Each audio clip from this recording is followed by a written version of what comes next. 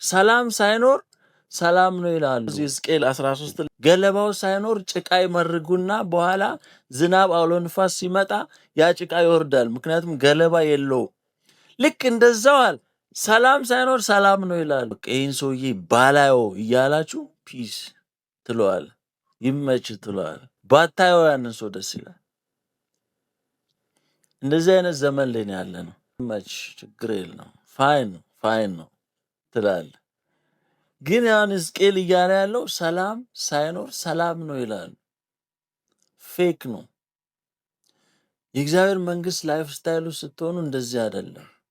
በቃ ሌስ ሪዞልቭ ኢት፣ እንፍታው።